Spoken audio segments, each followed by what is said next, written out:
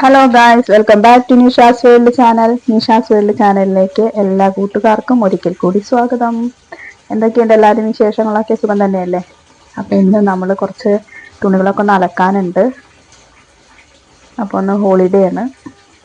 അപ്പം നമുക്കിന്ന് കുറച്ച് കല്ലിലിട്ടിട്ടൊക്കെ അലക്കാം. മറ്റത് പെട്ടെന്നൊക്കെ മെഷീനിലൊക്കെ ഇട്ട് കഴുകിയെടുക്കാറാണ്. അപ്പം ഇന്ന് ഞാൻ സോപ്പ് പൊടിയിൽ നനച്ച് വെച്ചിരുന്നു തുണികളൊക്കെ.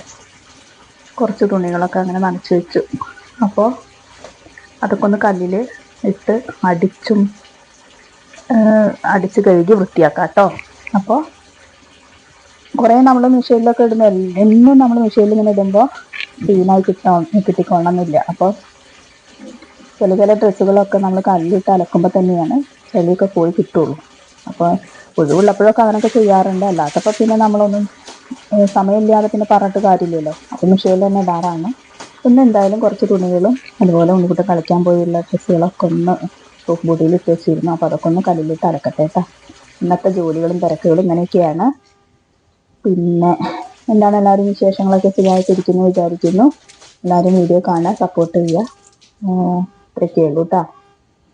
ഇനി വേറെ എന്താ പ്രത്യേകിച്ച്? അപ്പോൾ ഇതൊക്കെ കഴിഞ്ഞിട്ട് വേണം ഒന്ന് മേല് കഴുകി കുറച്ച് മുറ്റത്തെ കുറച്ച് ഭാഗങ്ങളൊക്കെ ഒന്ന് അടിച്ചു വരാനുണ്ട്.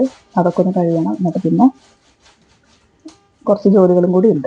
അപ്പം അതൊക്കെ ഒന്ന് കഴിഞ്ഞിട്ട് വേണം. ചിലപ്പോഴേ ഇന്ന് തിരുവാതിരയ്ക്ക് പോവുള്ളൂ. തിരുവാതിരയുടെ പ്രാക്ടീസും കാര്യങ്ങളുണ്ട് കേട്ടോ.